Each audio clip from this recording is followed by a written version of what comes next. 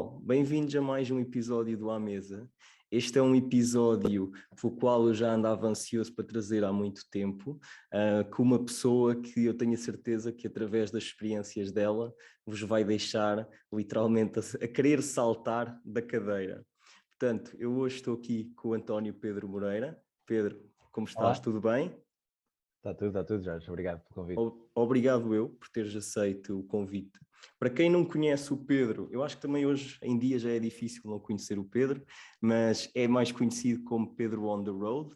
Tem muitos projetos e se calhar é por causa desses vários projetos que vocês o conhecem também, inclusive o Metamorfose Ambulante, que é talvez dos mais conhecidos, mas existem aqui várias coisas que te definem, não é, Pedro?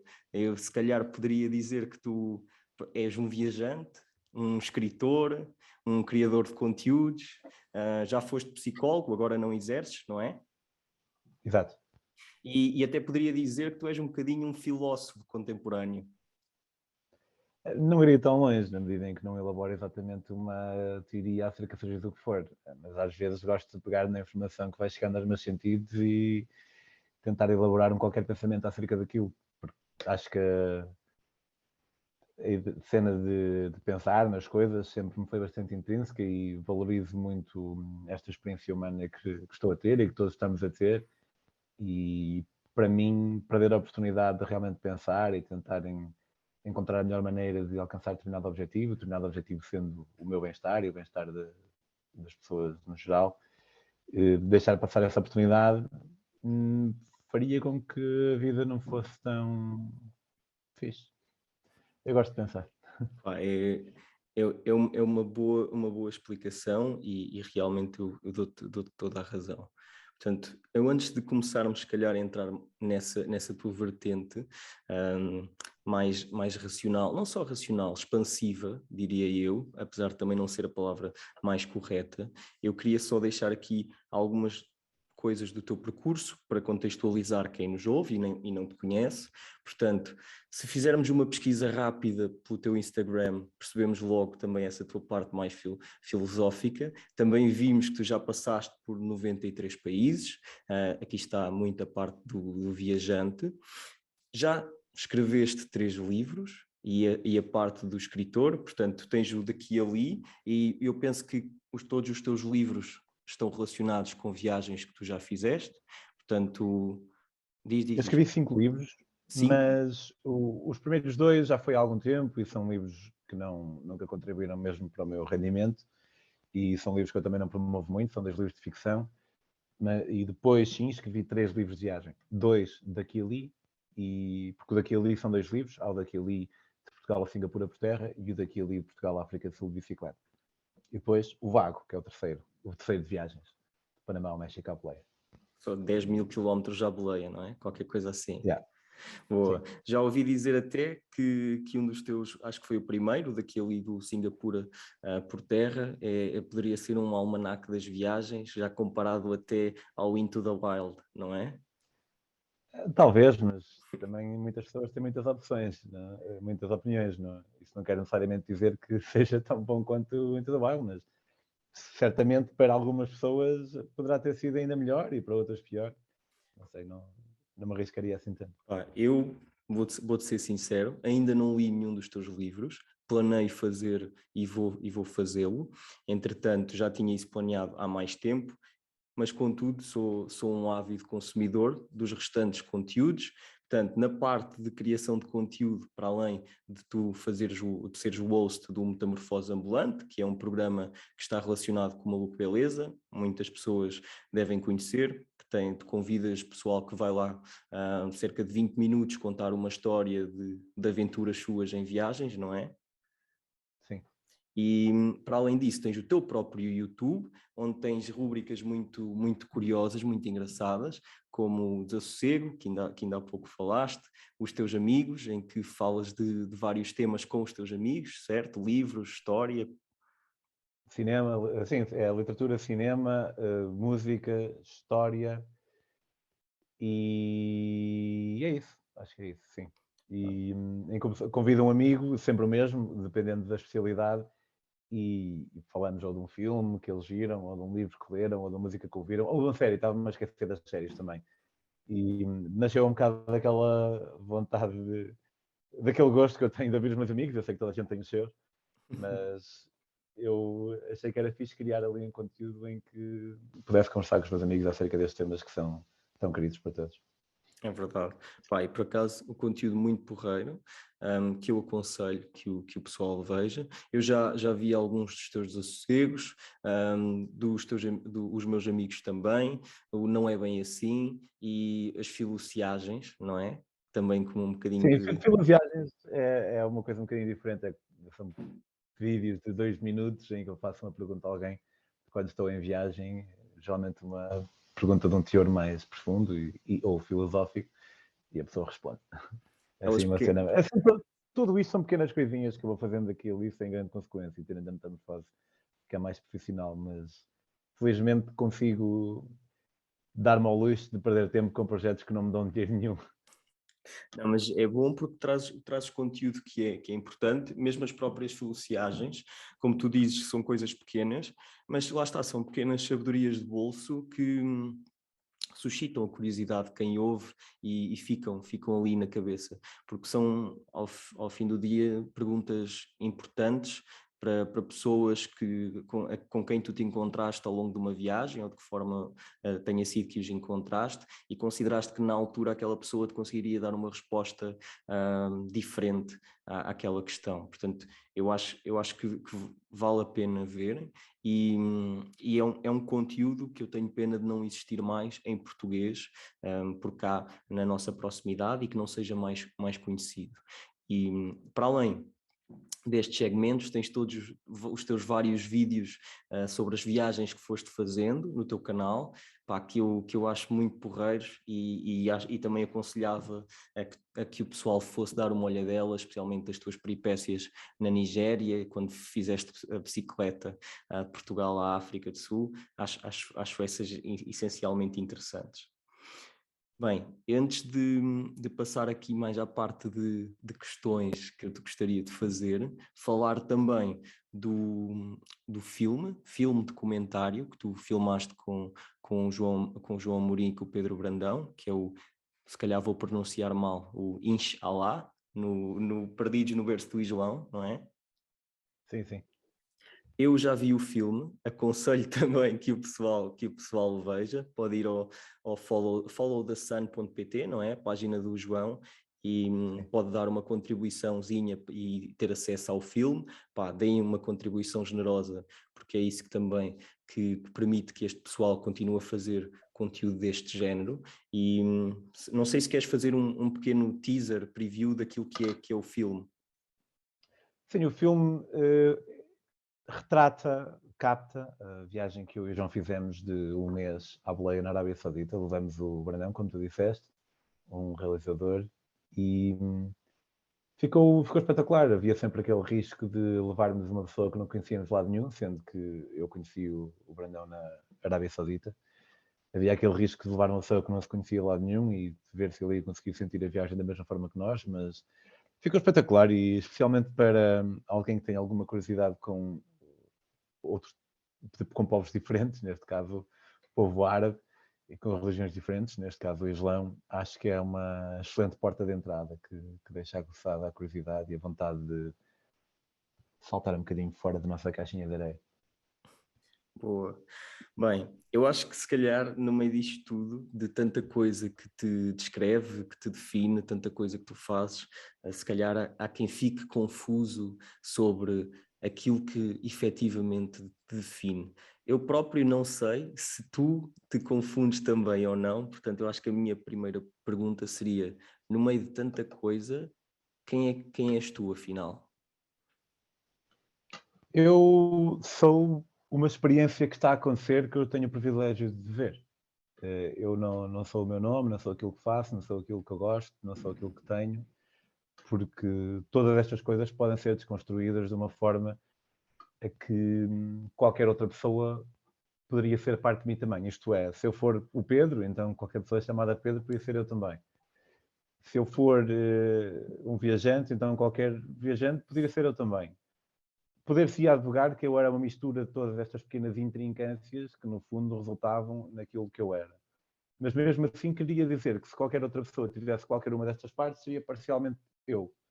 Na verdade, eu sou uma experiência que está a acontecer agora neste momento, eu acho que é tudo isso que qualquer um de nós é. Nós somos passageiros de um ser que está a ver, temos a ilusão do sentimento de agência sobre as coisas que fazemos e agimos como tal, né? Agimos como se realmente tivéssemos algum poder sobre as decisões que achamos que tomamos, mas na verdade eu sou uma experiência que está a ser tida neste momento e eu estou a ter o prazer de a ver. Pô, Não é tu, aquela resposta mais convencional, mas é não, um e bocado isso. era Estás a ser muito exatamente nisso aquilo que eu e... esperava. Era exatamente aquilo que eu esperava, era que não fosse convencional. Mas tu falaste aí numa parte de há quem crê que tem controle sobre aquilo que está a acontecer. Tu não acreditas que nós temos controle sobre o que acontece, sobre o que vamos fazer, ou o que seja, o livre-arbítrio, digamos assim. Não, eu não acredito em livre-arbítrio, eu acredito que há uma espécie de ilusão de que aquilo que nós fazemos resulta das nossas escolhas, mas, na verdade, tudo aquilo que nós somos é um conjunto de características que nós nunca escolhemos. Nós não temos de ter o código genético que temos e não escolhemos ter nascido onde nascemos. Quando um bebê nasce, é só um código genético no sítio e nós não lhe atribuímos qualquer tipo de agência moral. E à medida que o bebê vai desenvolvendo, a sua própria consciência vai nascendo também, a consciência que ele tem acerca de quem é e aquilo que significa, de certa forma, apesar de ser muito mais relativo.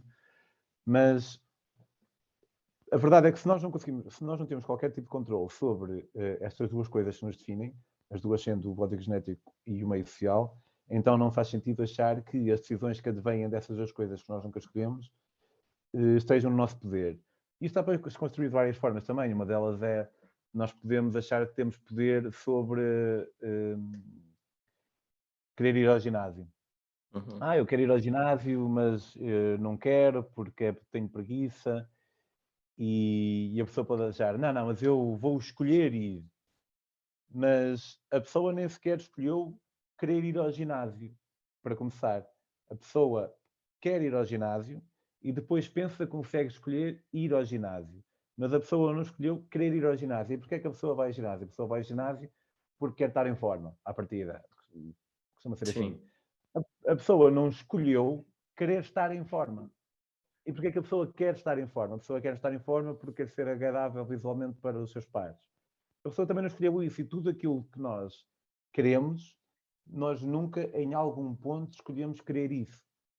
Logo, tudo aquilo que nós somos, sendo um conjunto, o fruto destas circunstâncias todas nas quais nós não temos nenhum controle, não acredito que realmente quando chega à altura de agir, à altura de pegar neste lápis, eu realmente tenha tido algum poder de decisão sobre isso. É óbvio que esta é uma teoria que é mais útil quando uma pessoa vê ou pensa em pessoas que cometeram atos atrozes. Por exemplo, eu não acreditar no livre-arbítrio, apesar de eu não ter escolha, não acreditar no livre-arbítrio faz com que eu me afaste com muito mais força de ser juízo de valor sobre quem for. Por exemplo, eu acho que é impossível uma pessoa acreditar verdadeiramente que não há livre-arbítrio, ou melhor dizendo, não acreditar que há livre-arbítrio, e ao mesmo tempo ser a favor da pena de morte. Quando uma pessoa não acredita em livre-arbítrio, percebe que nós podíamos ter sido qualquer pessoa. Se eu tivesse nascido num sítio qualquer, se calhar era eu aquele violador, aquele terrorista, ou seja o que for. Na verdade não era eu, porque eu sou a mistura destas duas coisas, mas se fosse o meu código genético a nascer ali, ia ser uma pessoa diferente. E se fosse outra pessoa a nascer exatamente no mesmo meio onde eu nasci, ia ser outra pessoa diferente. E assim, isso faz com que eu tenha muito mais empatia pelos meus colegas seres humanos e não me sinta superior a ninguém, porque na verdade eu não escolhi nada disto, então como é que eu posso achar que sou melhor ou superior a outras pessoas que cometem atos atrozes se eu nunca tive que ser posto à prova da maneira que eles foram, se eu nunca tive nenhuma psicopatologia, por exemplo. E isso não significa que eu não acho que as pessoas devam ser enclausuradas, eu acho que as pessoas têm que ser, muita gente tem que ser retirada da sociedade porque não está a funcionar, estão a levar a experiência dos outros, mas nunca os matar, nunca os maltratar mesmo na prisão.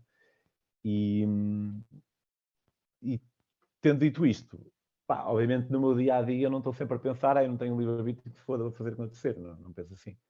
Mas lá no Claro. fundo, não acredito. Não acredito em livre-arbítrio. Mas é um ponto de vista interessante. Eu não sei se poderia concordar totalmente com ele. Eu acredito que 99% das coisas acontecem da mesma forma que tu descreveste, por causa de epigenética, por causa de contexto, por causa de mil e uma outras coisas.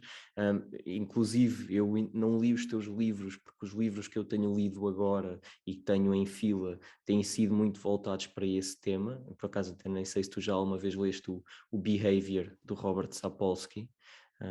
Eu acho que tu poderias, se calhar irias achar interessante, porque ele faz aqui um bocado de uma jornada que é, os capítulos são até divididos por tempo, que é um segundo antes da ação acontecer, e ele fala de como é que as hormonas te influenciaram, um minuto antes e outras coisas te influenciaram, uma semana, um ano, 10 anos, a adolescência, a infância, o que seja, ele vai mostrando como todos os teus constituintes influenciaram aquele exato momento na tua vida.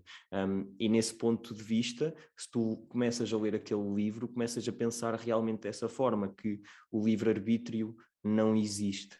Mas depois existem, parece que acontecem ou ficam para acontecer umas pequenas nuances que é como que parece que são aquilo a que nós consideramos o livre-arbítrio. Nós, quer dizer, algumas pessoas consideram, claro que existem ainda outras que acham que o livre-arbítrio é quase a totalidade da nossa vida, que nós somos totalmente livres, mas eu também não vejo isso dessa forma, mas acredito que existe ali uma percentagem ínfima em que nós optamos. Portanto, mesmo que se calhar eu tivesse tudo para ser o Hitler, poderia-me aproximar muito de ser o Hitler, mas acredito que talvez não tivesse sido a mesma, poderia ter sido o Hitler, mas não se calhar da mesma forma que o Hitler foi Hitler. Poderia desviar ligeiramente. Provavelmente iria continuar a ser o mesmo ditador, iria fazer coisas, atrocidades semelhantes às que ele fez, mas sinto que poderia desviar ligeiramente. Portanto, isso Sendo que tu nunca serias o Hitler porque, lá está, como eu estava a dizer há um bocado, porque se o teu bebê, se tu quando eras bebê tivesse nascido no sítio onde o Hitler nasceu, ias ter um código genético diferente. À partida, isso já ia fazer com que fosse uma pessoa qualquer muito diferente. Porque nós nunca podemos fazer o exercício de como é que, se eu fosse aquela pessoa, porque é impossível. Nós, em qualquer momento da nossa vida, a única coisa que nos aconteceu foi ser nós.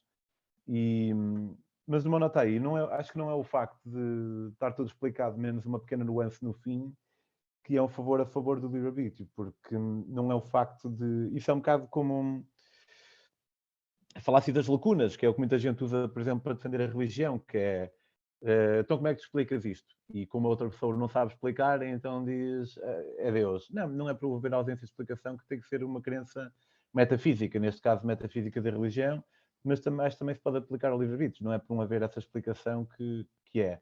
Mas ao mesmo tempo também, tu pegaste aí numa parte mais orgânica que também faz sentido, que é, há máquinas que conseguem, há computadores que conseguem prever, antes da própria pessoa se aperceber, se vai levantar a mão esquerda ou a mão direita, a pessoa está a pensar qual é que eu vou levantar, qual é que eu vou levantar, qual é que eu vou levantar, e o computador, com os elétrons no cérebro, consegue antecipar a mão que a pessoa vai levantar. Isso é incrível. E isso levanta a questão, se um computador consegue prever, analisando o que está a acontecer no nosso cérebro, sem nós sabermos que aquilo está a acontecer, então, onde é que isto acaba? Será que todas as nossas decisões não são também decisões que foram tomadas no nosso cérebro antes da nossa própria decisão, antes da nossa própria consciência dela? Mas sabes que aí eu por acaso, eu não sei onde é que eu li isso, onde é que eu vi, mas eu vi exatamente esse estudo. Não sei se estamos a pegar da mesma coisa, eu sinceramente não sei onde é que eu vi. Mas e aí havia um ponto que quem fez, não sei se é o mesmo estudo, mas nesse que eu vi, que quem fez também colocou depois em dúvida, que é, se o computador efetivamente sabia antes de nós sabermos, ou se ele percebeu quando nós decidimos fazer e até nós decidirmos fazer, a efetivamente fazermos, que existe um delay de segundos, de milésimos de segundos, o que seja, é que o computador reconheceu isso. Ou seja, imagina que eu tenho em mim o poder, no meu cérebro, eu dou a decisão de vou levantar a mão direita e o computador percebe isso antes de eu levantar a mão direita, ou se foi ao contrário. O computador sabia que eu ia levantar a mão direita antes de eu próprio saber, percebes? Eu acho que ficou ali na dúvida se quem próprio estava a desempenhar o estudo saberia se alguma dessas conclusões poderia ser tomadas. Eu percebo, eu tenho ideia que por vezes chegava aos segundos de antecipação, mas também não tenho a certeza. É possível, eu também não vou por aí, porque, como eu te disse, eu já nem me lembro onde é que eu fui ver isso, mas por acaso foi um exemplo porreiro que também me veio. Mas agora, pegando aqui na tua parte de viajante e de escritor, eu fico curioso o que é que para ti veio primeiro? A necessidade ou a tua vontade de viajar ou a escrita? Sem dúvida que foi a escrita. Eu, desde muito novo, sempre curti escrever. Para mim nunca era uma tarefa quando o professor nos mandava fazer uma composição. Um ditado, sim, porque o ditado é mesmo literalmente escrever. E eu não tenho gosto em escrever palavras. Eu tenho gosto em pôr num papel, por mais metafórico que seja, porque a maior parte das vezes é um ecrã, mas pôr num papel as ideias que me correm. E lembro que, pai, aos 12 anos escrevi uma novela, um pequeno romance, não me lembro, pai, de 50 páginas, que era o Sombra, era sobre um super-herói. Infelizmente perdi-o. Mas tenho alguns contos que escrevi também na altura e para mim também sempre foi uma compulsão. Às vezes, eu agora ando a escrever todos os dias, 5 ou 6 horas por dia, estou a escrever o meu romance, vou nas 350 páginas, suponho que vai ficar aí com umas 550, e escrevo quer me apeteça, quer não me apeteça, mas como estou tão enamorado dos meus personagens e toda a empreitada, apetece-me sempre escrever. Mas às vezes pode-me apetecer e escrevo na mesma. Mas há outras vezes em que é como se não tivesse opção. Às vezes em que eu parece que sinto os meus dedos fervilhar e sinto uma necessidade brutal de me sentar e de agir como meio para a história ou para a ideia que há. Porque muitas vezes eu, quando me sento, eu próprio estou a ler. Eu já me aconteceu estar a escrever o meu romance, por exemplo, e estar com lágrimas nos olhos porque estou com pena daquilo que está a acontecer a um personagem, como se eu não tivesse a opção. Aliás, ontem, precisamente, eu não foi bem assim, não houve lágrimas, mas eu ontem desci à sala e disse à Gracieta, a minha esposa, olha, a Verónica vai tentar beijar o Pedro e não há nada que eu possa fazer em relação a isso. Tipo, eu estava a escrever e a história apontou para ali. E não era o que eu tinha planeado, mas uma vez que chegou ali, é um bocado como eu vou ter que mudar aqui algumas coisas, vou ter que mudar cenas de capítulo e coisas assim, mas não sinto mesmo que não há nada que eu possa fazer. E é muito fixe a ideia de estar ligado a um computador a servir como meio para uma história que é como se existisse aí no éter. Então, sem dúvida que veio primeiro para mim a escrita e antes de ser um viajante, sou um escritor. Sou bom ou mau, isso fica ao critério de cada um, mas Claro. sou um escritor primeiro. Sou.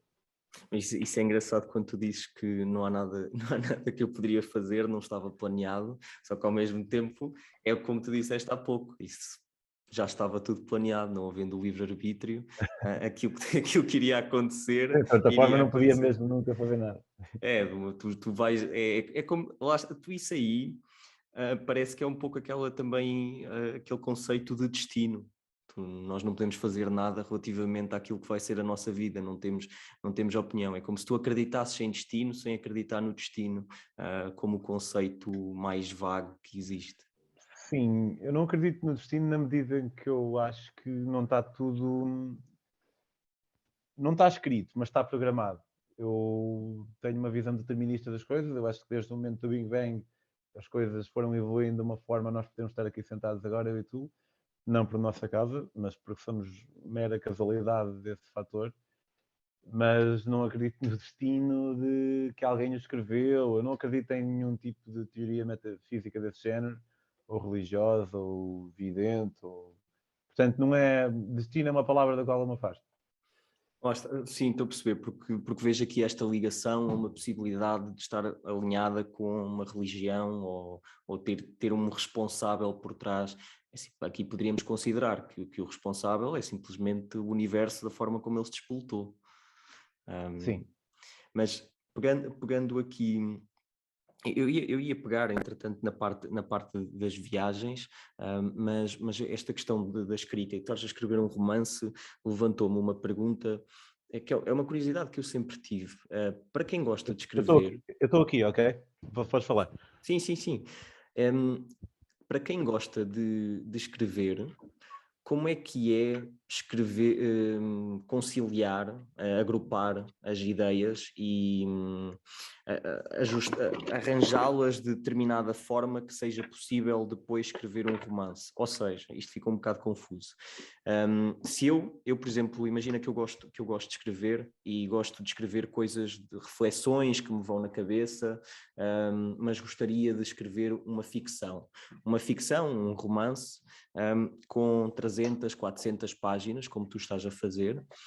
Como é que surge o processo criativo de criar um enredo, de criar personagens e depois elas se interligarem de uma forma que acabe por fazer sentido?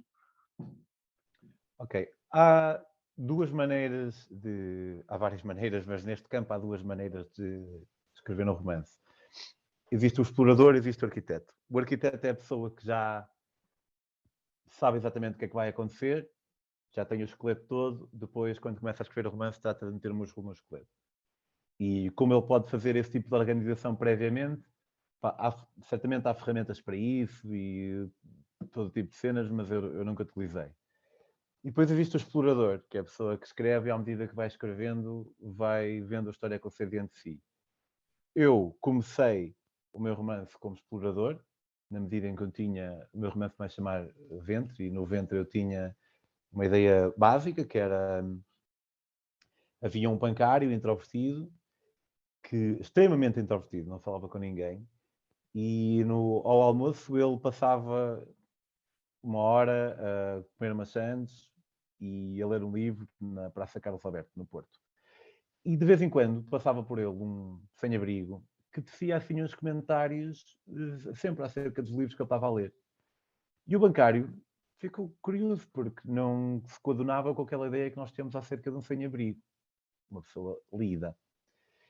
E não obstante a sua alta introversão, a vez ele não conseguiu resistir e fez uma pergunta acerca do comentário que o sem-abrigo fez.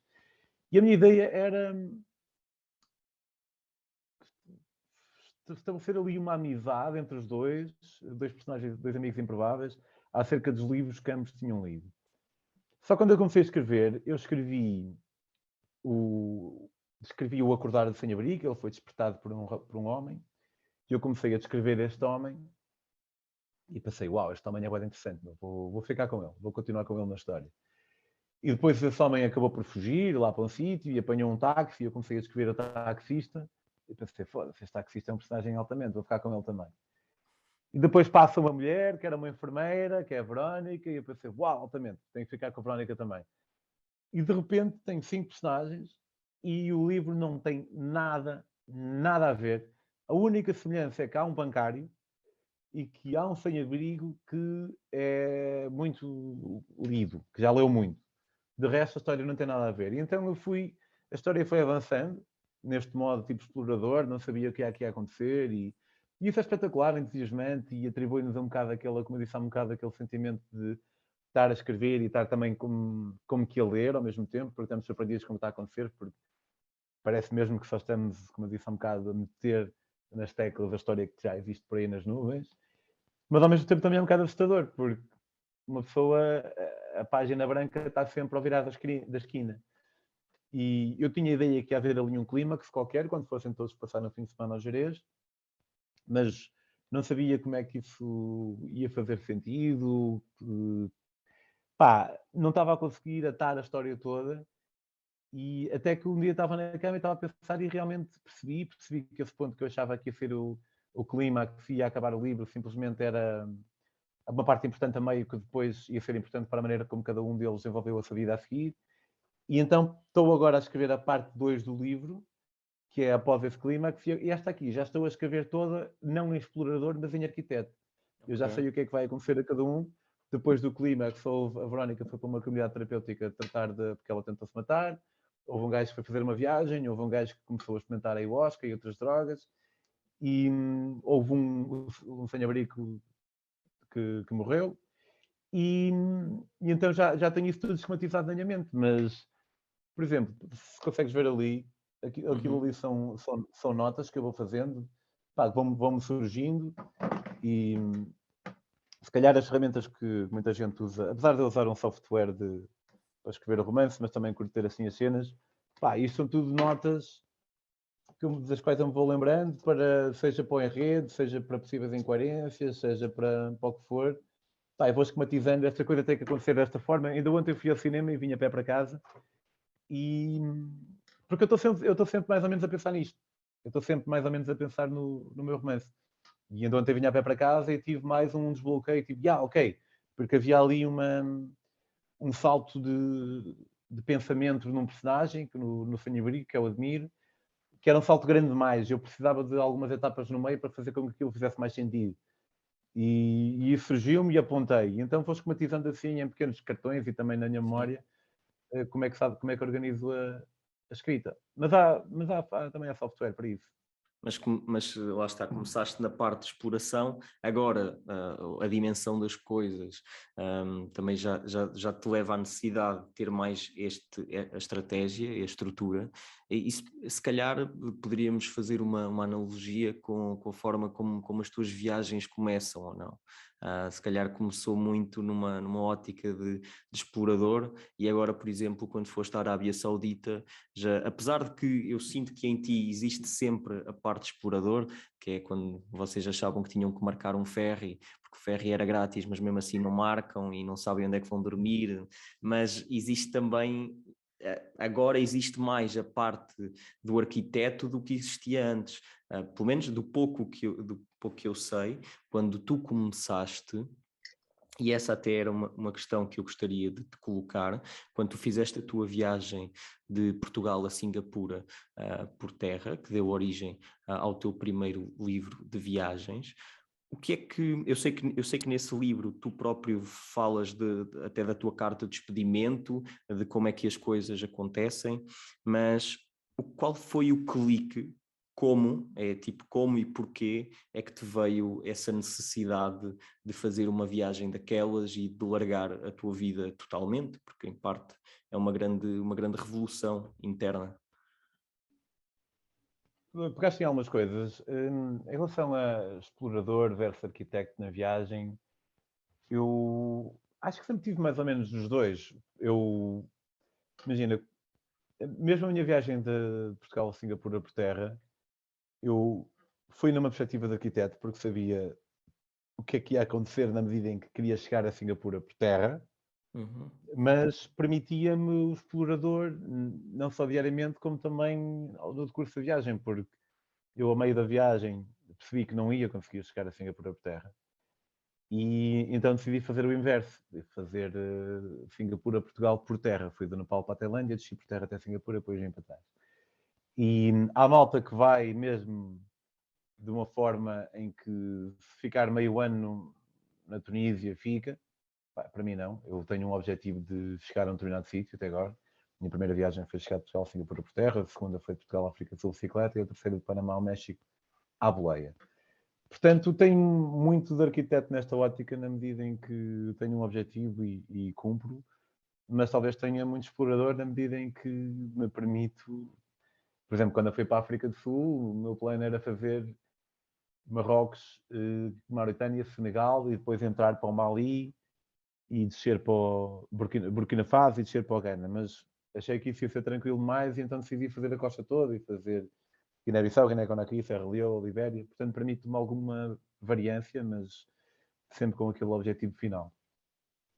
O que me levou a fazer a primeira viagem foi o desmistificar daquilo que significa ser um viajante. Foi ter a oportunidade de me descolar de que o viajante não é aquele ser mitológico que tem 4 pernas e 5 corações e é um herói. e perceber que não só o viajante, como qualquer tipo de pessoa, não é só isso uma pessoa.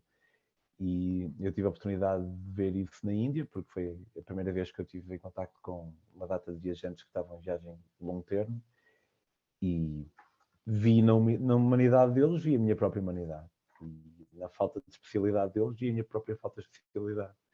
De vez em quando, não é comum, mas de vez em quando aparece malta a quem... É raro, mas de vez em quando aparece malta a quem o facto de terem viajado parece que faz com que eles achem que são tipo seres especiais, mas não é nada de especial, é só uma decisão de ir e fazer qualquer coisa um bocadinho diferente daquilo que tinhas planeado e fazê-lo. Eu acho que esse é um conceito e uma perspectiva também de alguém já muito experiente no meio e que fizeste várias viagens e que também te arriscaste. Pá, e eu acho que se calhar a partir do momento em que tu tomas uma atitude como tu tomaste quando fizeste a tua primeira viagem, logo isso dita que tu tens um wiring, tipo uma personalidade muito diferente daquilo que é a maioria, daquilo que seria da maioria das pessoas, até porque existe logo um ponto principal que afugenta muito jovem, o medo, a falta de dinheiro, os preconceitos e todos os outros temas. Por exemplo, tu para fazeres entre viagens, eu calculo que para fazeres a tua primeira e se te despediste, etc., tinhas algum dinheiro poupado, poderias utilizar esse fundo de maneio para fazer essa viagem, mas depois, por exemplo, a fazeres as restantes, tu voltavas, trabalhavas e depois fazias, como é que funcionava para ti, para tu teres esse plafond para viagens? Quando eu fiz a minha primeira viagem, eu despedi-me de um trabalho enquanto psicólogo na Inglaterra. E então tinha algum dinheiro poupado. Fui de viagem, gastei 3.300 euros.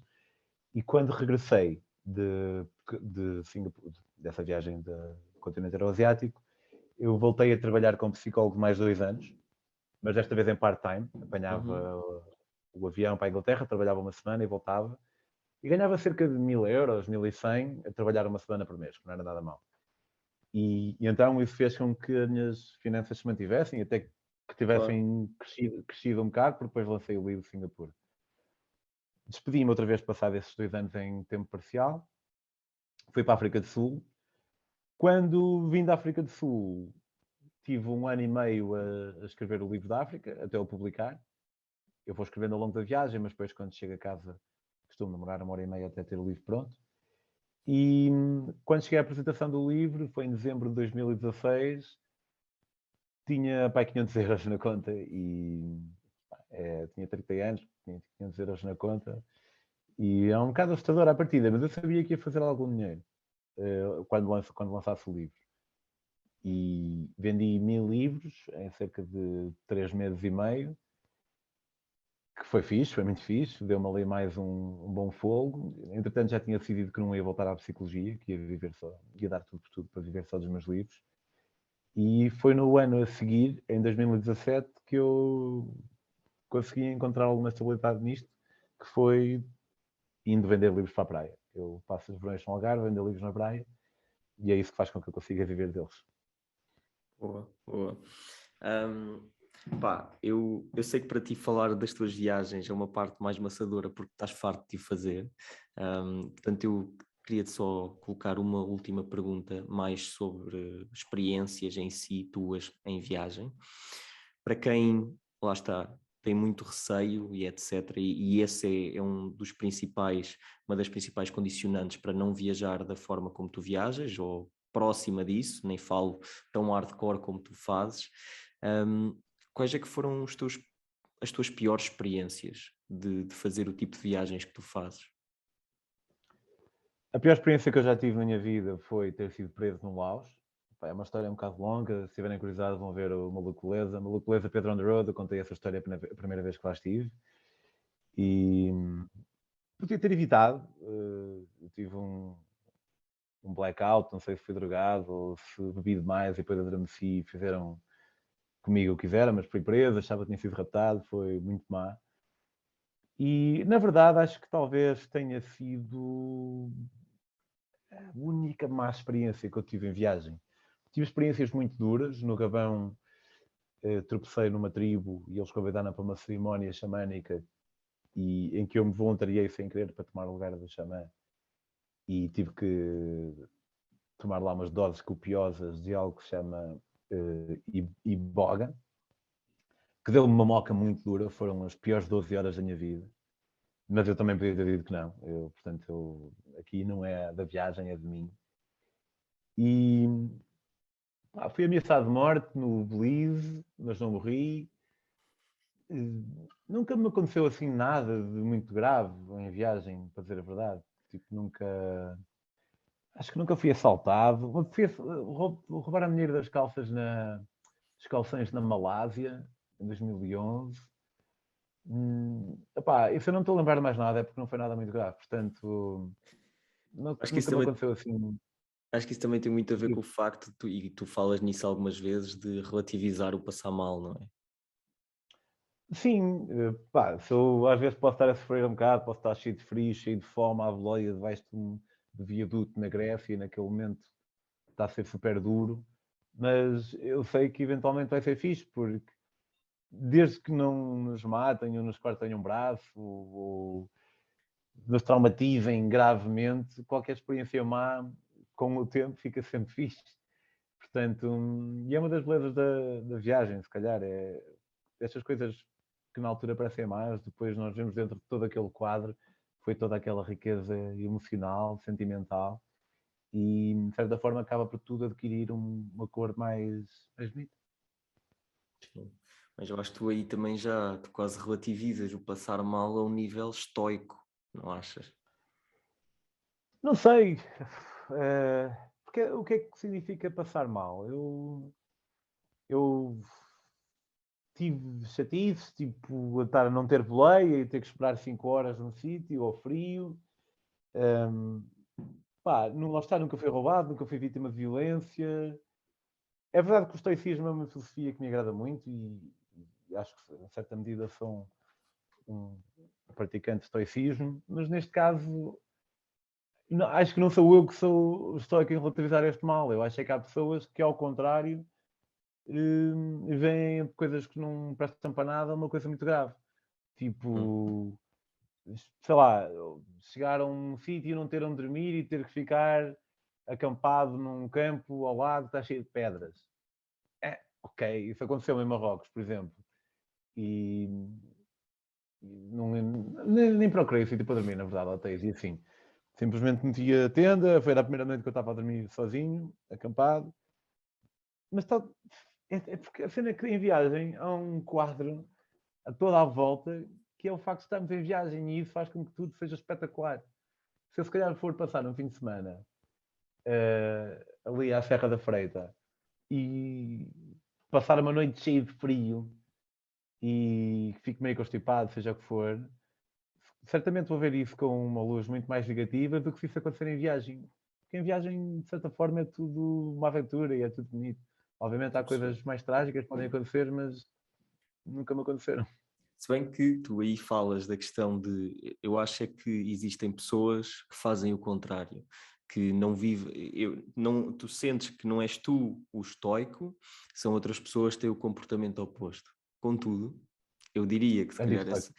eu diria que essas pessoas são provavelmente a maioria. Portanto, nesse caso, faria de ti o que está a teu comportamento estoico. E pá, a questão é, 95% das pessoas não faria o que tu fazes, ou não fariam uma das viagens que tu fizeste. Não só pelo tempo, pela separação de quem gosta, pelo desafio, mas mesmo no formato hardcore como tu fizeste, não faria porque não tinha força, capacidade e motivação interna para aguentar o tempo que tu aguentaste. Isso leva-me a questionar é como é que era essencialmente o teu dia-a-dia a nível psicológico para te motivar. Tu vivias com esforço, tipo, gostava-te o teu dia-a-dia, ou era uma coisa mais leve, vivias com intenção, ou acabas por viver de forma tão presente que isso nem te passa tanto? Há uma coisa importante a referir, que é, tu dizes que 95% das pessoas não fariam aquilo que eu fiz. E, pronto, vamos com esse número, é só um número exemplificativo. Mas, primeiro, não tem que fazer, porque diferentes pessoas gostam de diferentes coisas Claro, e nós claro. temos que fazer toda a mesma coisa. E segundo, eu também não faria aquilo que 95% das pessoas fazem. E, pá, eu tenho uma amiga que é a Tânia Moshima, que já esteve na Metamorfose Ambulante. Pá, eu não, acho que o exemplo dela, se calhar, a maneira como ela descreve, talvez seja um bocado exagerado. Ela diz que não é preciso coragem para viajar, é preciso coragem para ficar em casa. Eu, sendo talvez mais obtuso com as palavras e assumindo que coragem é fazer aquilo que está certo, ainda que na presença do medo, então diria que não é preciso coragem para ficar em casa ou para viajar, é preciso coragem para ficar em casa se ficar em casa for aquilo que nós queremos fazer, aquilo que é certo para nós, e o mesmo se passa para a viagem. Portanto, pá, diferentes pessoas fazem diferentes coisas e diferentes pessoas alcançam uma certa paz interior fazendo diferentes coisas. E eu acho que se alguém nunca quer sair, por exemplo, para mim é muito refrescante ouvir alguém dizer, pá, não curto viajar.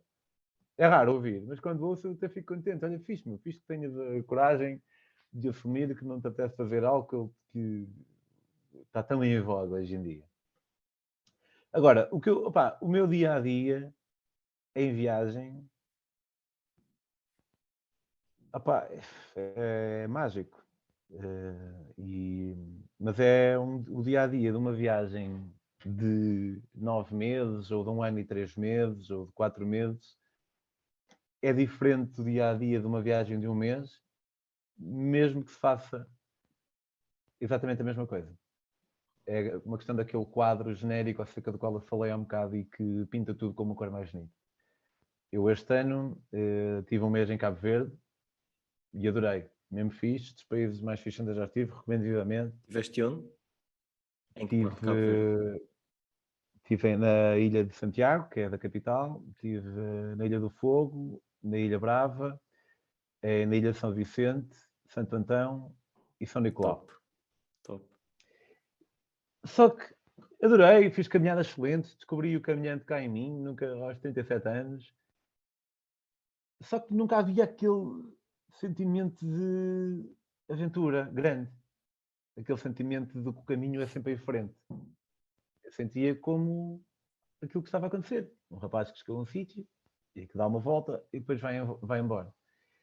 E ao passo que em viagem, e por exemplo, no outro dia fez 10 anos que eu cheguei da minha primeira viagem, e eu tenho saudades desse sentimento. É verdade que eu nunca mais vou ter uma primeira viagem, só se tenho uma vez, uma primeira grande viagem, mas vou ter grandes viagens para sempre. Eu reparo que a malta que faz grandes viagens faz uma ou duas quando é mais novo e depois deixa de fazer. E está tudo. Cada um faz o que quiser, até podia não ter feito nenhuma. Mas para mim a ideia de não voltar a fazer uma grande viagem, essa cena de simplesmente largar, não largar tudo, porque não faz sentido, mas de largar aquela rotina mais habitual e entregar-se à surpresa e ir sempre em frente, sabes? Isso aí é espetacular. E então, independentemente daquilo que eu estivesse a fazer no dia a dia em viagem, há dias mais aborrecidos, há dias mais fixes, mas parece que são todos vividos com a unicidade que têm e com a consciência de também extra de que estou a viver algo memorável, algo do qual provavelmente me vou lembrar para sempre. Eu no filme da Arábia Saudita falo do facto da vida serem memórias e das viagens nos oferecerem mais memórias, logo oferecerem mais vida. E é um bocado por aí, eu diria que da mesma forma como muita gente pratica mindfulness para estar mais consciente de si, mais presente no momento presente, passa o plenagem. A viagem também é um bocado como um constante meditar, porque sou muito mais brindado pela presença do momento do que quando estou em casa. Há muitos mais momentos, uau, estou aqui, isto está a existir agora. E amanhã não sei onde é que vou estar, nem como é que lá vou chegar, nem com quem eu vou estar, mas vou estar. Isso é super bonito. Concordo, mas é como tu dizes, acho que o importante a cada um encontrar aquilo em si que também lhe traz essa sensação. Não significa que sejam as viagens, por acaso, para ti são as viagens.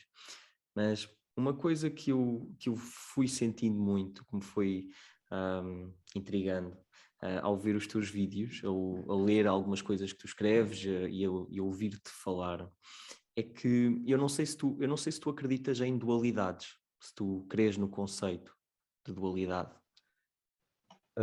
Tens que elaborar um bocadinho mais para eu poder Tu dizer-te. Não, porque há pessoas que, por exemplo, que não acreditam na questão ou do bem ou do mal, de haver só os extremos, que existe um intermédio, etc. E tudo bem, concordo com isso, mas a questão de existirem vários outros contrassensos no ser íntimo de cada um. Eu, por exemplo, a mim parece-me que há pouco falámos do estoico, eu não sei se posso considerar um bocado o antónimo do estoico uma pessoa hedonista, e eu vejo duas vertentes até um pouco mais extremistas de um estoico e de um hedonista dentro de ti. É do tipo, é como se tu fosses um ser racional, bastante complexo e desapegado, mas com jornadas emocionais bastante fluidas e intensas, percebes? Sim, e hedonismo na medida em que alguém que se entrega aos prazeres e às coisas bonitas da vida, é assim que estamos a definir muito Sim, genericamente o hedonismo. sim. Certo, mas eu acho que essas duas maneiras de ser não têm que ser mutuamente exclusivas, na medida em que eu, falando do estoicismo, eu, à medida que eu vou aprendendo mais acerca do estoicismo, eu percebo que são maneiras de estar que eu próprio já tinha, sem saber que fosse o que fosse. Como a aceitação, por exemplo, a aceitação da nossa impotência perante determinado assunto. Uhum. Um bom exemplo será um tenista não tem qualquer tipo de controle se vai ganhar um jogo ou não. Mas um tenista tem, a única coisa que o tenista pode controlar é jogar o melhor que pode. Se isso significa que vai ganhar ou não, são coisas completamente diferentes. E a verdade é que, ainda que falhando por vezes, eu sempre fui dado a esta aceitação de coisas que não há nada acerca da qual possa fazer, não há nada que possa fazer para melhorar determinada situação, então não vale a pena estar a perder o meu esforço com isso. A visualização negativa também, Sim, eu sou uma pessoa otimista para a vida, mas quando tenho uma empreitada em específico, tendo a visualizar muitas vezes as mil maneiras em como pode correr mal e isso sem querer acaba por preparar-me para lidar com isso, caso isso aconteça. E ao mesmo tempo também tenho essa parte hedonista na medida em que, consciente da unicidade da minha vida e de que isto não se volta a repetir, quero retirar o máximo de prazer possível, desde que isso não viole.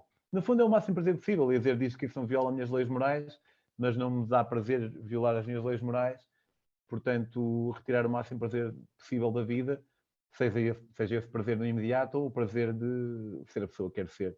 Logo, o prazer de não violar as minhas leis sim. morais, por exemplo. Portanto, acho que ser hedonista e estoico não é necessariamente mutuamente exclusivo. Eu acho que, eu vou-te explicar o porquê desta pergunta, porque eu acho que também aquilo que respondeste agora responde à minha segunda pergunta e faz com que aquilo que eu te perguntei não faça tanto sentido para ti. Porquê? Porque a minha definição de racionalidade e lógica mais extremistas, que eu vejo-te como uma pessoa muito racional, são claramente diferentes das tuas. Porque para mim a racionalidade e a lógica em mim, eu aqui vou dar o meu exemplo pessoal, são aquilo que acaba por me afastar do tipo de experiência extrema sensatorial, do hedonismo. Portanto, se eu fosse mais estoico do que sou, ou mais não estoico, mais racional e lógico, mais me afastaria da minha vertente hedonista, porque parece que é o contrassenso, lógica e racionalidade, aquilo que me afasta do desconforto, do perigo, que me tenta proteger de todas e mais outras formas, e depois, versus a espontaneidade e a emoção de viajar de uma forma que é aparentemente tão desconfortável como tu fazes, percebes? Para mim é um contrassenso grande e levava-me à pergunta para ti em específico, que é: acabas por ser mais emocional do que aquilo que tu crês, ou é a tua personalidade, são a tua personalidade e as tuas crenças muito mais distantes do normal, que esse tipo de desconforto para ti acaba por se tornar racional? Podes repetir a última frase? É de tipo, as tuas crenças, aquilo que tu acreditas e que tu, pá, aquilo que acaba por te definir é tão distante daquilo que o comum mortal acredita. Por exemplo, eu e tu tens crenças e uma personalidade tão diferente da minha, que aquilo que eu vejo como o desconforto de qual a minha racionalidade me tenta afastar, para ti é um desconforto a qual a tua racionalidade consegue cooperar com. Sim, mas se calhar há aqui um problema de percepção. Porque não é assim tão desconfortável. Eu não. Pá, uma pessoa sofre e às vezes, mas não é comum. Mas mesmo que fosse comum, o que importa é o conforto geral. Uhum. Imagina, tu que gostas de correr, Gosto. é desconfortável correr, uma pessoa está-se a esforçar, mas no final é fixe. É fixe porque nos sentimos bem, por causa das endorfinas e essas cenas todas que são Sim. segregadas. É fixe porque nos sentimos bem psicologicamente com o facto de termos feito aquilo ao qual nos tínhamos predisposto a fazer. E, portanto, mesmo nos dias em que a viagem é mais sofrível, é fixe na mesma por causa disso. Porque nós sabemos que no grande esquema das coisas é bom. E é por isso que uma coisa não invalida a outra. Eu acho que tens razão, eu acho que sou uma pessoa muito racional e é um atributo que eu gosto de cultivar e gostava que as pessoas cultivassem mais entre si. Mas aqui não é. A nossa posição não é necessariamente contraditória por causa disto, porque pá, se eu fosse fazer uma viagem que me fosse causar desconforto e eu no final preferisse não a ter, eu não fazia. Sério? Não, Sim, sim, sim, não... sim. Portanto, acho que não é assim tão diferente. Pelo menos não por aí. Pode ser Sim, sim, diferente na sim. mesma. Pá, se calhar eu vejo a minha E até racionalidade. acho que, desculpa, só uma cena. E até acho Força. que, por exemplo, aplicando o hedonismo e a lógica à viagem, tudo mais, eu também muitas vezes imagina, uma pessoa pode pensar, eu sou psicólogo, como eu era, eu vou-me despedir de uma profissão onde é difícil encontrar trabalho, mas acho que vou ter uma experiência espetacular, é o mais provável, e pá, eu já sei que também não quero ficar em Inglaterra para sempre, de qualquer maneira, portanto, ter-me-ia que despedir mais cedo ou mais tarde, e acho que pode valer a pena. É verdade que foi uma decisão tomada sem ciência nenhuma, acho que pode valer a pena, mas ao mesmo tempo não diria que foi racional, na medida em que eu pensei na probabilidade de correr bem, de correr mal, pensei na probabilidade de voltar a trabalhar, a fazer algo que eu gostava de fazer, percebi que a probabilidade era baixa de voltar a ser psicólogo, porque Sim. é muito difícil, mas depois pesei também tudo aquilo que eu poderia ganhar com a viagem. Pá, e no meu caso correu bem, se calhar se tivesse corrido mal estava a ser agora ao contrário, foi uma estupidez. E, por exemplo, quando fui para a África, muitas vezes as pessoas dizem que pá, e ganda maluco. Não, não é ganda maluco. Ganda maluco era eu ir numa viagem em que eu achava que a probabilidade de morrer era 10%. Pá, se eu achasse que a probabilidade de eu morrer ia para a África era 10%, eu não ia. 10% é muito alto. É a mesma coisa que, imagina uma pistola com 9 câmaras vazias e uma cheia. Mas eu pensei, a probabilidade de eu morrer é mesmo muito baixa, tipo, menos, é 1 em 1000 ou menos. Então vou.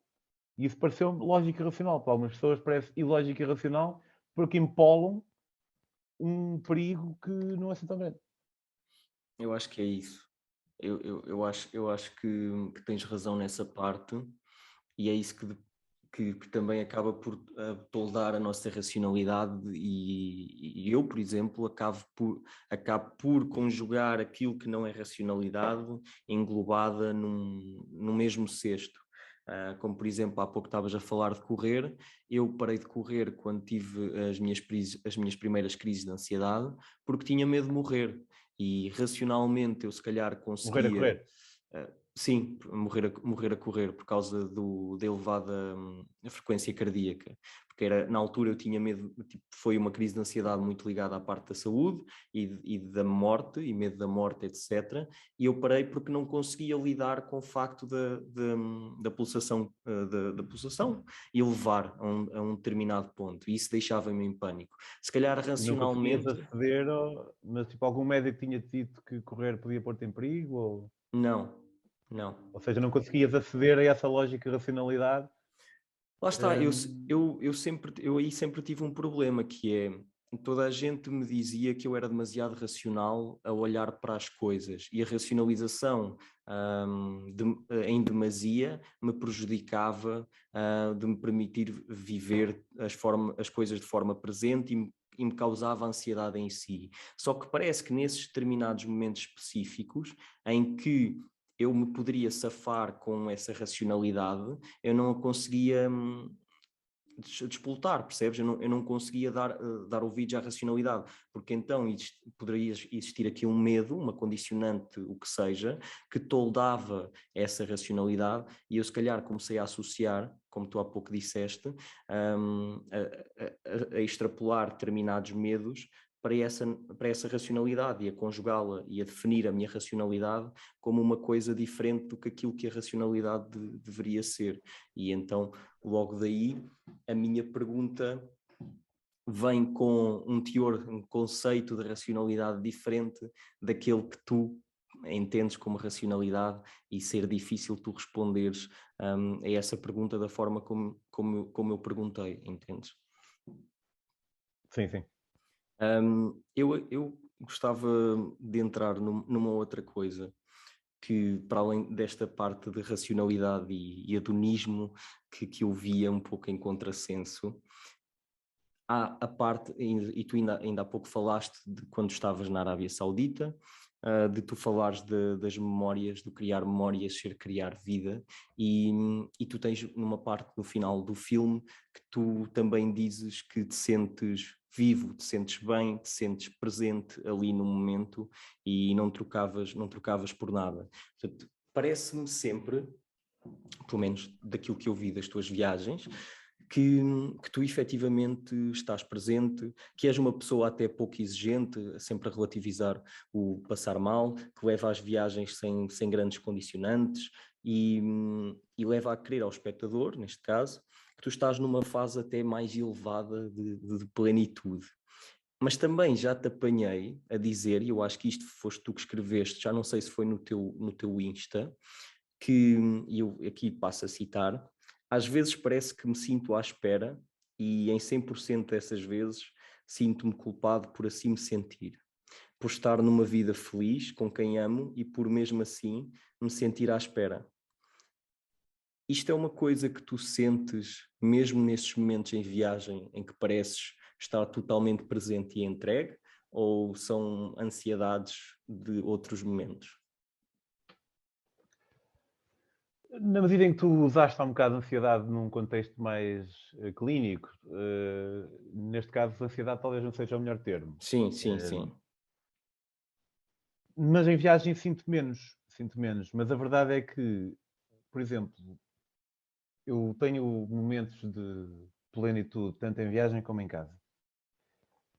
Mas também tenho momentos em que eu estou em viagem e estou numa tenda em Angola, sozinho, está frio e eu estou cansado e o fogão não pega. E eu penso que naquele momento eu adorava estar com a Gracieta em casa. Mas o que eu queria, na verdade, era ter as duas coisas ao mesmo tempo. Eu queria poder estar em viagem, mas estar em casa com a Gracieta também. E agora tenho um filho que eu não é. Eu queria tudo ao mesmo tempo, porque eu sinto que tenho uma sede quase insaciável de tudo o que me faz valorizar mais a vida. Uhum. Ao mesmo tempo, e paradoxalmente, também me sinto satisfeito por estar onde estou quando lá estou. Mas é como se eu tivesse uma multiplicidade de eus, em que o meu eu mais comum tivesse várias vontades, sem se deixar querer comer por elas e esteja realmente dentro de si, onde quer que esteja, mas depois tenha um eu anexado que sente todas essas vontades. E eu sei que de uma perspectiva budista e tudo mais, uma pessoa deve retirar o querer para poder realmente ter uma vida mais plena e feliz. E eu não sei muito bem onde me encontrar nisto, porque ao mesmo tempo eu gosto de ter esta sede toda, sabes? Eu gosto de. Não sinto que me frustre, não sinto que convido uma nuvem cinzenta nos meus desígnios.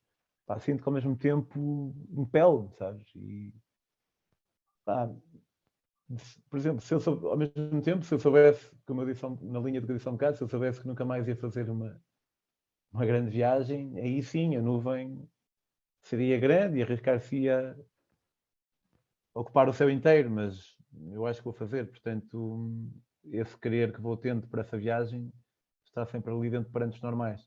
Portanto, não sei bem como responder. Sinto-me pleno, mas também tenho estes quereres todos que vão para todo lado e gostava de ter tudo ao mesmo tempo. Ah, pá, percebo isso. É complexo e o ser humano, se assim não fosse, também não seria o ser humano na sua plenitude. E quando estás em viagem, eu achei uma coisa engraçada de que tu foste falando, especialmente, acho que foi quando estavas a subir um vulcão, que eu já não me recordo o nome, mas penso que era na Guatemala, e tu dizes que tu és uma pessoa de tops, mas com tops cada vez mais tensos. E agora, na Arábia Saudita, tu estás a De dizer mais. tops. Sim, tops do tipo top de coisas mais bonitas que eu já vi na minha vida. Ah, ok. Percebes? Sim. Desculpa, não expliquei tão bem. E agora, quando estavas no Edge of the World, tu novamente dizes, é das coisas mais bonitas que já vi na minha vida. E eu pensei logo nessa coisa dos tops. Mas depois tu acrescentas, é engraçado que é só uma imagem, não nos toca, não nos faz uma massagem. Portanto, qual é que é o teu top de coisas que mais te tocam? Olha, neste momento tenho um top novo, que é o facto de pegar no Noé e mexer-lhe de uma determinada forma e ele, em vez de apenas sorrir, de rir, pá, e ver o filho a rir-se, em vez de sorrir, ele tem só faz 5 meses hoje, ele tem só 5 meses e assim rir mesmo a sério é uma coisa recente e isso é algo que eu gosto muito.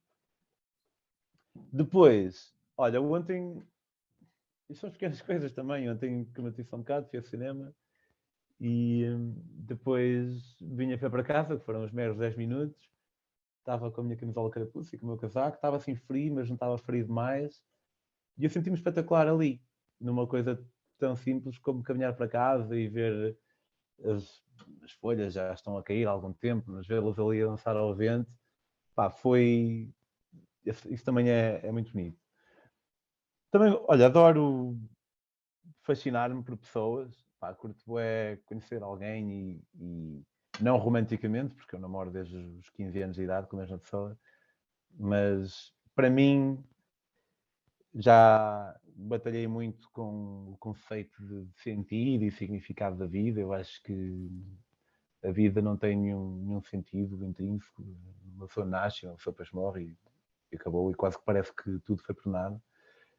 Mas porque eu quero ter uma vida bonita, então tenho que encontrar um sentido qualquer, senão isto não, aí não vale a pena e eu quero que a minha vida vale a pena porque é a única experiência que eu vou ter aqui deste género. É a única experiência que eu vou ter.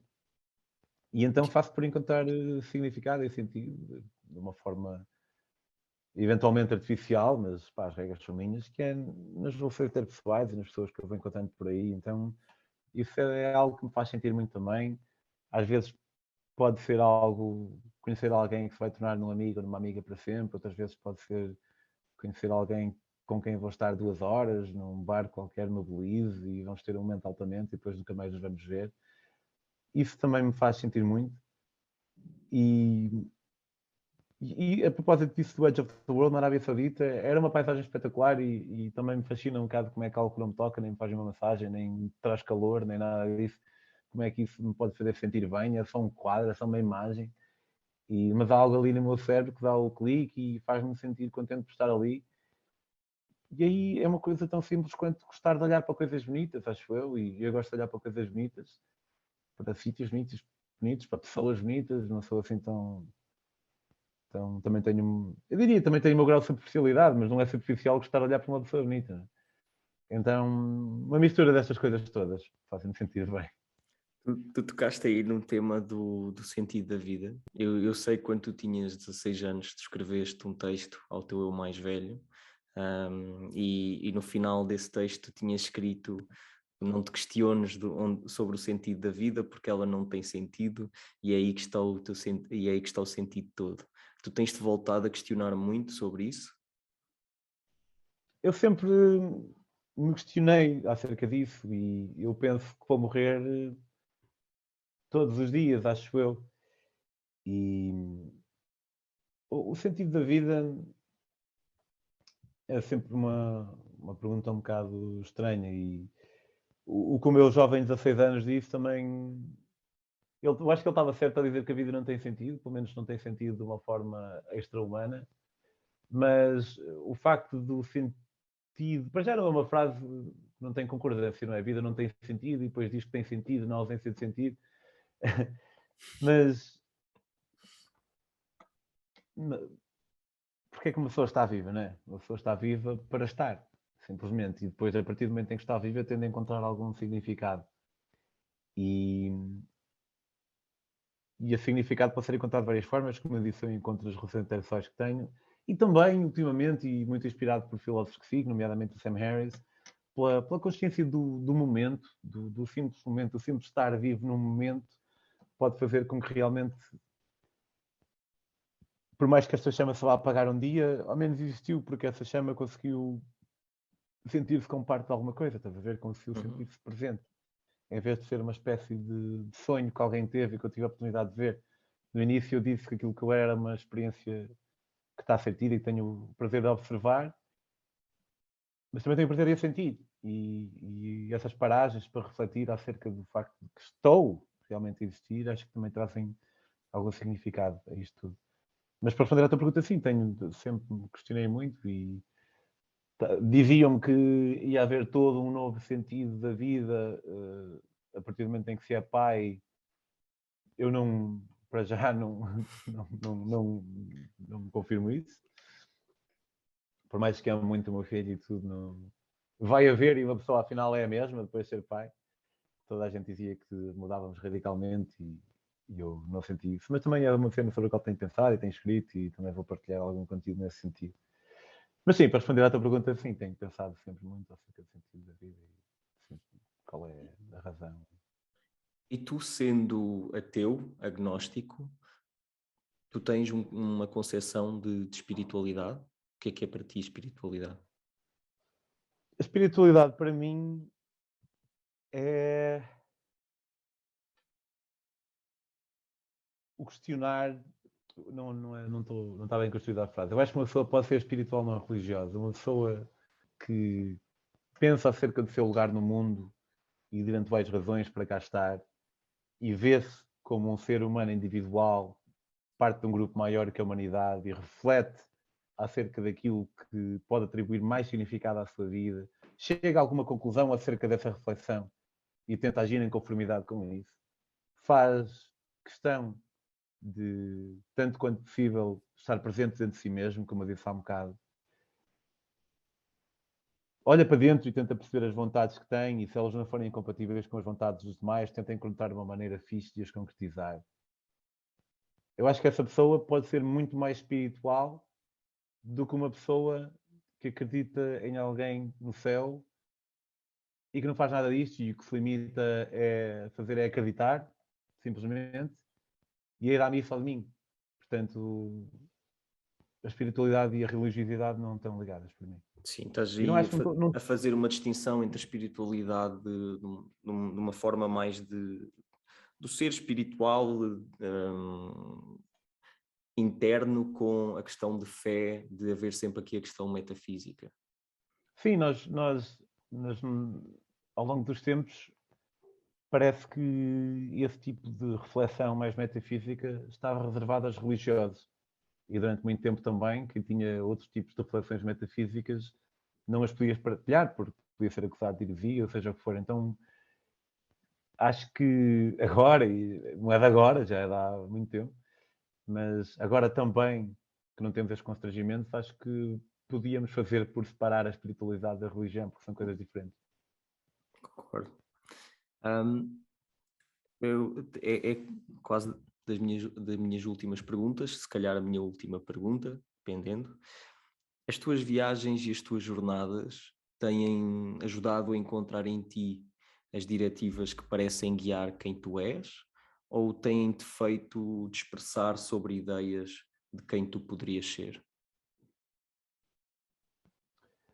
Tenho feito encontrar diretivas É como para se, ser. como se entre aquilo que chamam muito hoje em dia a tua verdade, a tua autoridade interna, tem-te levado a encontrar essa tua verdade, essa tua autoridade interna, ou têm-te dispersado sobre tantas ideias, mais no sentido de aquilo que tu poderias vir a ser? Tem-me expressado, para não acho que não estou a perceber a pergunta e É, quero percebê-la é, bem para isto é, responder bem. isto é num sentido de tu tens.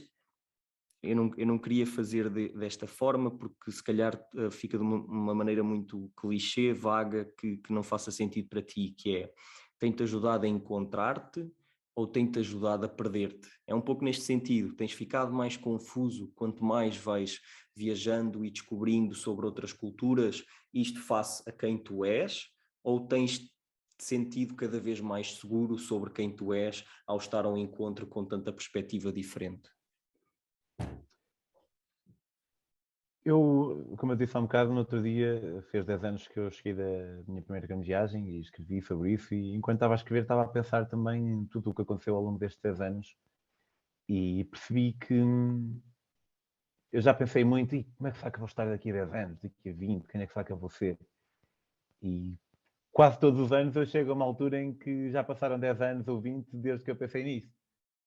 E quando eu pensava como é que será que eu vou estar daqui a 10 anos, parece que achava que ia estar bem diferente e quase como se fosse um empurrão por trás.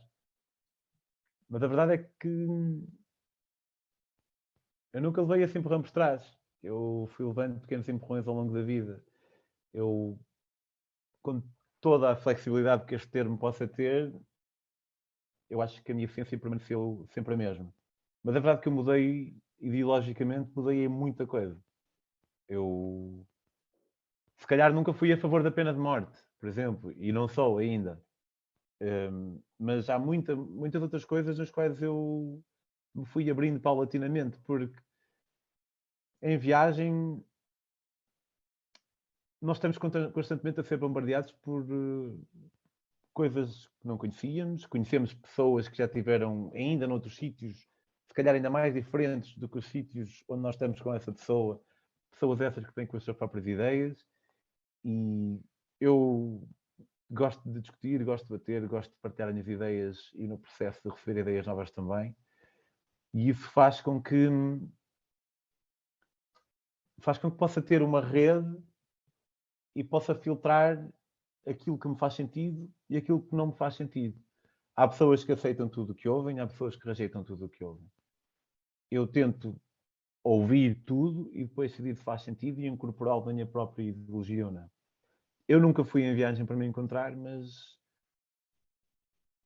quem eu acabei por encontrar pelo caminho, hoje em dia está aqui. Portanto, apesar de eu não ter ido em viagem para me encontrar, encontrei-me. E não é que eu não me tivesse encontrado já, mas simplesmente encontrei uma parte que estava lá. E assim como eu for da minha próxima viagem, e apesar de eu ser uma pessoa muito segura acerca de quem é e daquilo em que acredita, o que não quer dizer que seja irredutível, mas Uhum. apesar de ser uma pessoa muito segura acerca de quem é, eu na próxima viagem também posso encontrar alguém que sou eu, num canto qualquer, e depois trazê-lo comigo, e então passo a ter encontrado esse pequeno eu também. Porque seria muito. E quem diz a viagem diz na vida também. Nós dispor-nos a estar abertos a mudar de opinião é uma vantagem. Simplesmente isso acontece mais em viagem do que cá.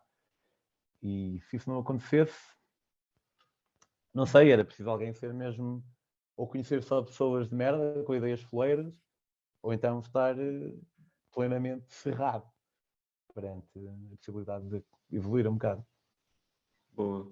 Mas lá está, é um pouco aquilo que tu disseste, se calhar da forma como eu te perguntei, se calhar de certeza fico confuso, mas é Mas já muito tem uma coisa que na qual eu disseste a tua verdade. Estavas a falar nessa onda, pá, mas eu não acredito em verdades pessoais, eu acredito numa verdade. Por isso é que eu não queria usar essa expressão, entendes? Porque eu apostava que tu irias dizer isso.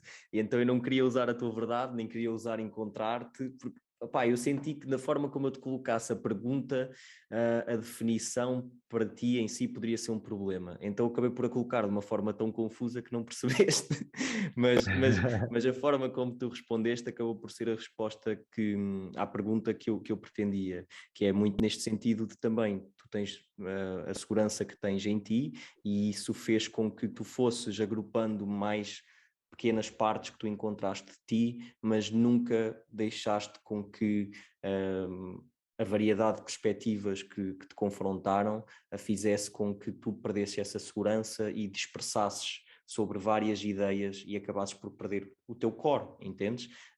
Isso é um pouco de a tua verdade na minha ótica, que pode, lá está, não ir ao encontro daquilo que é a tua verdade, porque esse próprio conceito para ti nem sequer existe, é uma verdade absoluta. Mas agradeço-te imenso o teu tempo, Pedro. Obrigado, estavas muito bem informado e preparado e agradeço-te isso. Nada, Andaste ora a é essa. pesquisar e a ver coisas.